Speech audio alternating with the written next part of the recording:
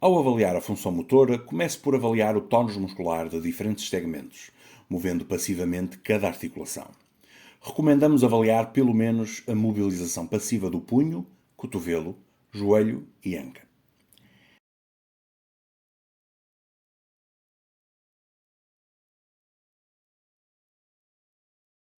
Em seguida, avalie a força global dos membros superiores e inferiores. Peça ao doente que estenda os membros superiores à sua frente, com as palmas das mãos voltadas para cima, e que mantenha essa posição durante cerca de 10 segundos. Esteja atento para notar se existe pronação ou desvio de algum dos membros superiores.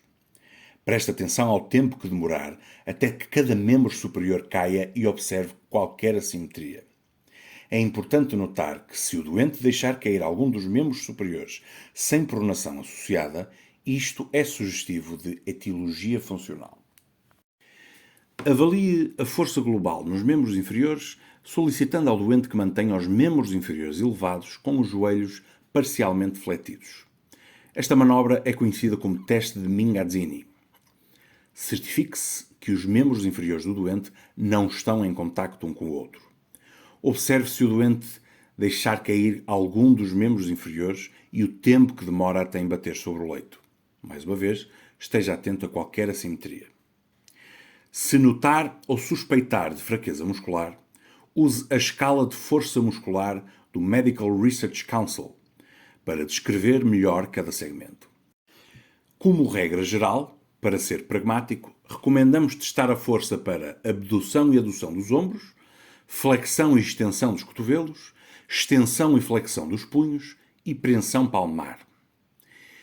Para os membros inferiores, recomenda-se avaliar a flexão e extensão das ancas, flexão e extensão dos joelhos, flexão plantar e dorsiflexão do pé e extensão e flexão do hálux.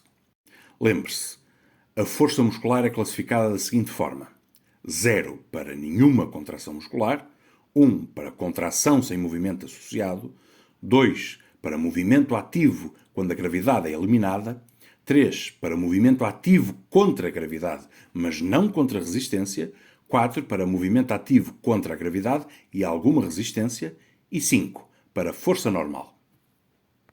Em seguida, avalie os reflexos tendinosos profundos, percutindo cada área reflexogénica com um martelo de reflexos.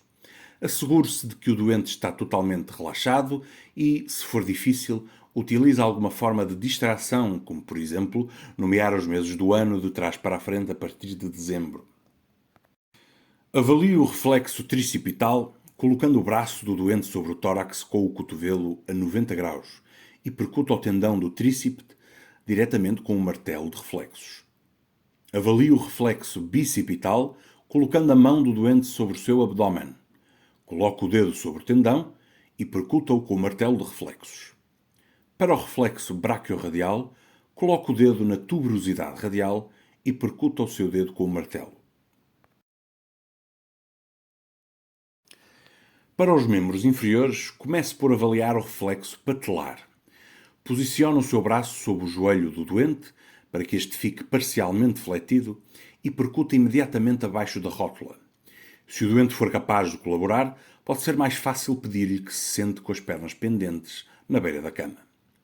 Avalie o reflexo aquiliano segurando o pé do doente num ângulo de 90 graus, com o maléolo medial voltado para cima. O joelho deve estar fletido. Percuta o tendão de Aquiles diretamente com o martelo de reflexos. Verifique se há hiperatividade ou hipoatividade dos reflexos, mas esteja ciente de que algum grau de variabilidade interpessoal é normal. Para verificar a resposta plantar, o estímulo deve começar próximo do calcanhar e progredir pela região lateral da superfície plantar do pé, evitando movimentos rápidos. Normalmente, a estimulação para na base das articulações metatarsofalângicas. Se o paciente responder com uma extensão do hálux, exibindo uma resposta plantar extensora, o sinal de Babinski é considerado presente, indicando uma lesão do primeiro neurónio motor. Ao avaliar o sistema motor, é importante considerar que a via córtico-espinhal é composta por 2 neurónios. O primeiro neurónio motor, cujo axónio se dirige do córtex cerebral até ao corno anterior da medula, e o segundo neurónio motor, que passa do corno anterior para o músculo que vai inervar. Ao avaliar a sensibilidade, é importante testar a sensibilidade tátil, álgica, proprioceptiva e, se possível, vibratória. Para a avaliação da sensibilidade álgica, recomenda-se começar por demonstrar o procedimento ao doente. Explique que lhe tocará com um objeto pontiagudo ou rombo e peça-lhe que indique o que sente. Embora não seja ideal, uma espátula partida pode ser usada durante a avaliação, já que se trata de um instrumento de fácil acesso. Toque numa área não afetada com a extremidade pontiaguda e, em seguida, toque numa área não afetada com a ponta romba. Peça ao doente para fechar os olhos e aplique estímulos álgicos e táteis aleatoriamente, observando a sua resposta. Observe quaisquer áreas de hipoestesia, sensibilidade reduzida, e preste atenção especial a quaisquer distribuições assimétricas. Quando alguma área de hipoestesia é identificada, pode ser útil consultar um diagrama dos dermátomos e distribuições dos nervos periféricos, para fazer uma descrição mais precisa dos segmentos afetados. Para avaliar a propriocepção, comece por demonstrar o que vai fazer enquanto o doente tem os olhos abertos.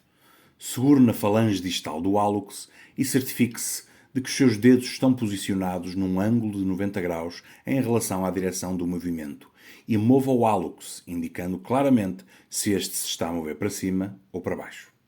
Em seguida, peça ao doente que feche os olhos.